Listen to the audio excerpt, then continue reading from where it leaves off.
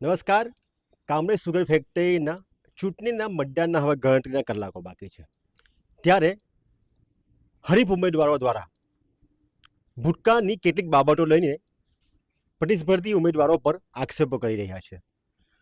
અન્ય માધ્યમોમાં ભૂતકાળમાં પ્રકાશિત થયેલી જાહેરાતોને માધ્યમ બનાવી છાપાઓમાં અહેવાલ પ્રકાશિત કરી મતદારોને ભ્રમિત કરી રહ્યા છે.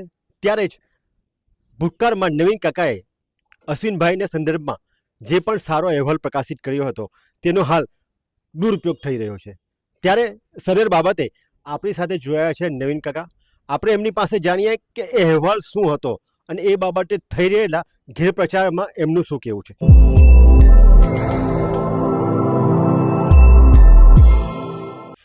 જી નવીન કાકા, આપના ભૂતકાળમાં છાપાઓમાં જે પણ જાહેરાતો આપી હતી, હાલ એનું માધ્યમ બનાવીને ચૂંટણી પ્રચારમાં ભ્રામક પ્રચાર થઈ રહ્યો છે.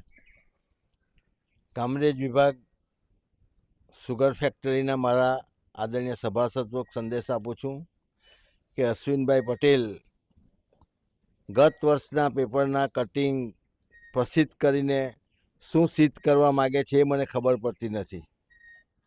સદભાવનાથી એમને જ મેં ગયા વર્ષે બેઠાડેલા અને આખી પેનલ ચૂંટીને મોકલેલી, એના કટિંગનો આજે દુરુપયોગ કરીને મારા પરિવારને બદનામ કરવાનું કાર્ય કરે એ એમને સોંપતું નથી. કાકા, પેપર કટિંગોમાં એક તરફી તમારું પેપર કટિંગ છે, બીજી તરફી જયેશભાઈનું પેપર કટિંગ છે, અને આક્ષેપો થઈ રહ્યા છે કે એક સમયે બંનેઓ એકબીજાના વિરોધી હતા, તો આજે સાથે કેમ છે?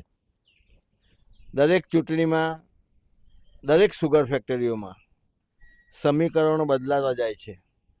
અશ્વિનભાઈની જ વાત કરું તો ગત ચૂંટણીમાં રાકેશભાઈની સાથે હતા સાયન્સ સુગરમાં, અને આ ચૂંટણીમાં કેતનભાઈની સાથે છે. એ જ અશ્વિનભાઈને પૂછ્યું કે તમારો સમીકરણ કેમ બદલાઈ ગયા? એટલે દરેક ચૂંટણીમાં સમીકરણો બદલાતા રહે છે. તે પ્રમાણે બધી સુગર ફેક્ટરીમાં આવું ચાલતું હોય છે. કાકા, આપતા માધ્યમથી અશ્વિનભાઈની તરફેણમાં શું જાહેર ખબર આપવામાં આવી હતી? અશ્વિનભાઈ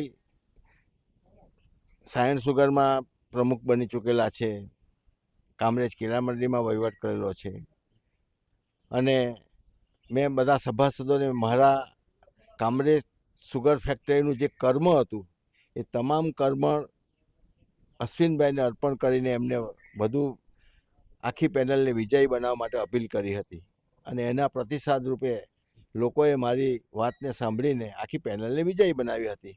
તે સમયની તે વાત હતી. આજે 5 વર્ષ પછી સમીકરણો બદલાય તો બધું બદલાતું જ રહેવાનું છે.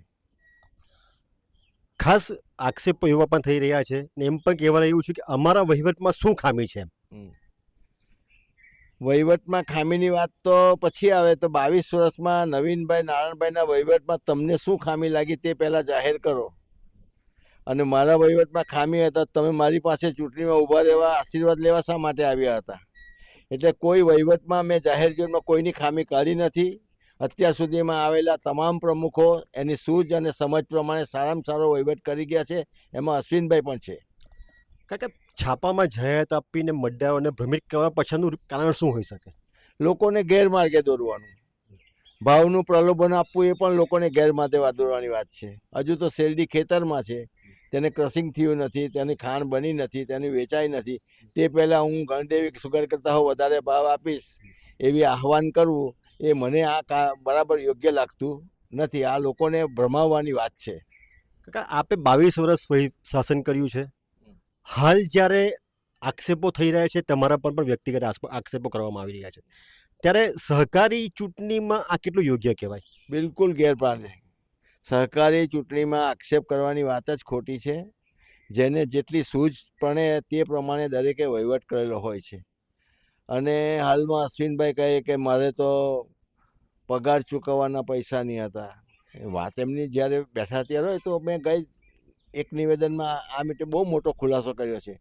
છતાં તમને કહું છું કે એમના બેઠા પછી શેરફાળાના રૂપમાં 24 કરોડ રૂપિયા અને એક્સપોર્ટની સબસિડી જે બાકી હતી એના રૂપમાં 12 કરોડ રૂપિયા, એમ કુલ મળીને 36 કરોડ રૂપિયા અશ્વિનભાઈ બેઠા પછી એમના હાથમાં આવ્યા છે. પછી આર્થિક સ્થિતિ સંસ્થાની કેવી હોય તે આપ સભાસદો સમજી શકો છો. એમની દ્વારા એવું કહેવાય રહ્યું છે કે અમે સારો વહીવટ કર્યો છે 5 વર્ષ, અમે સારા ભાવો પણ ચૂકવ્યા છે, તે છતાં અમને ખોટી રીતના બદનામ કરાવી રહ્યા છે.